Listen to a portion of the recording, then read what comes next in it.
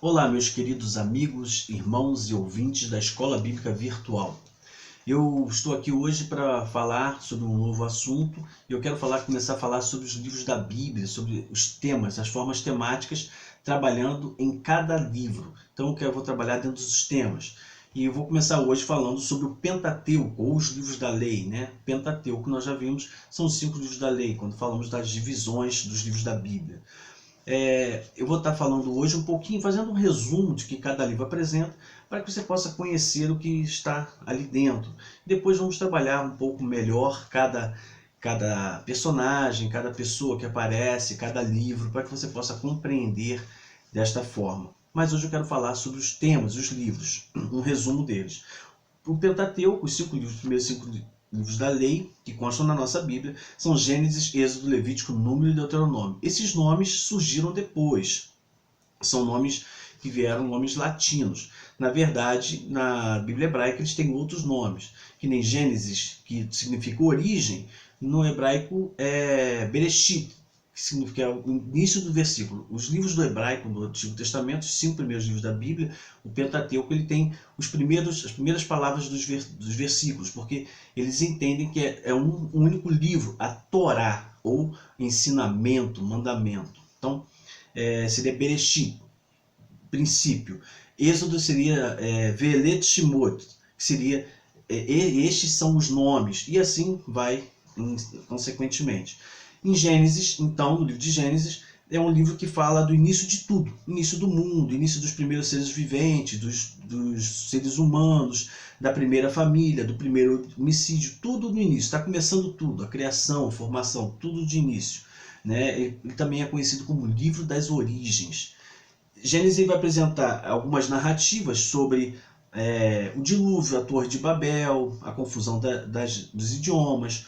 Noé vai falar dos patriarcas do povo de Israel, Abraão, Isaac e Jacó. Fala do nome de Abraão antes dele mudar de nome, de Isaac antes de mudar de nome, Jacó, né? Abrão, né? Jacó antes de Israel. E Abraão vai ser o patriarca do povo de Israel. E Gênesis vai mostrar a respeito da sua história, da sua vida com Deus, da sua fé, que é tão conhecida. Né? Abraão é muito importante porque Abraão ele é o patriarca do judaísmo, do cristianismo e do islamismo. Então é muito importante conhecermos essa história. O livro de Gênesis vai também falar da história de Jacó, neto de Abraão, filho de Isaac, que vai ser o pai dos filhos da tribo de Israel. Né? As tribos são os descendentes de Jacó. Jacó vai ter mudança de seu nome. A história de Jacó vai mostrar isso. Ele vai ter um momento com Deus, vai passar por um momento com Deus.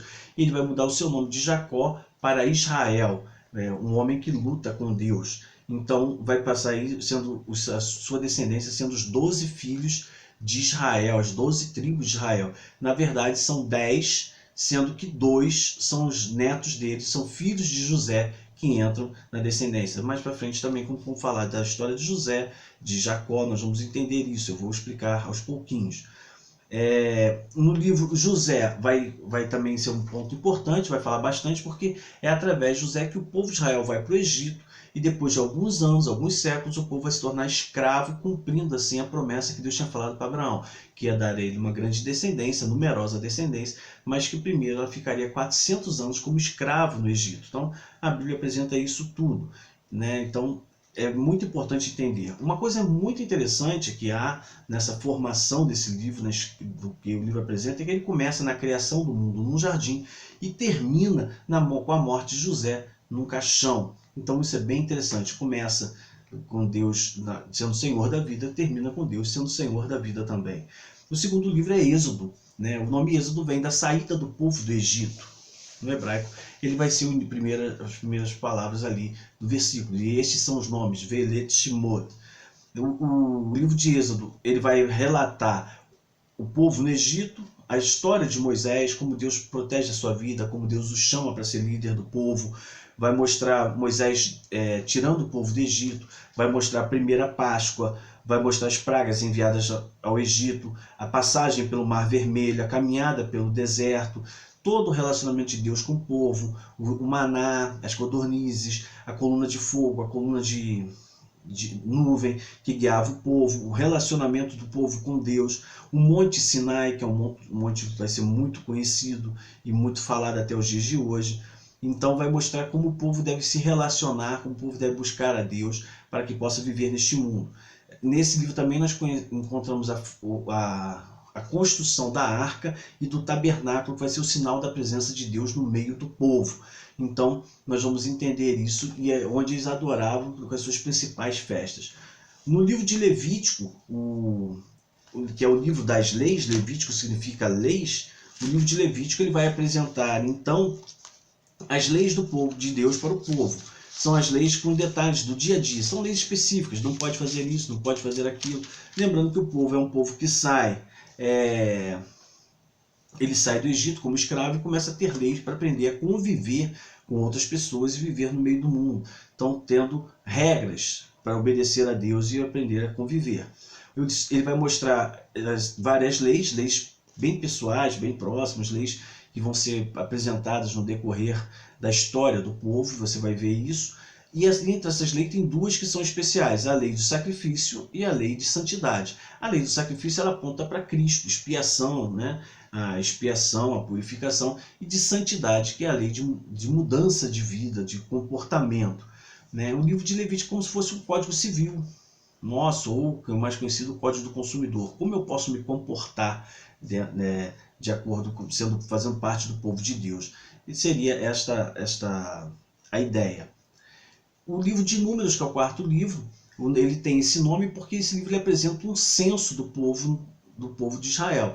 Continua a história do povo no deserto, ele continua aparecendo, mas é um livro de censo, então genealogia às vezes se torna até um pouco chato, mas se fizer uma leitura cronológica, esses livros, todo o Antigo Testamento, toda a Bíblia fica muito mais interessante. Seria importante você procurar um quadro de leitura cronológica. Quem sabe mais para frente eu coloco aqui para você.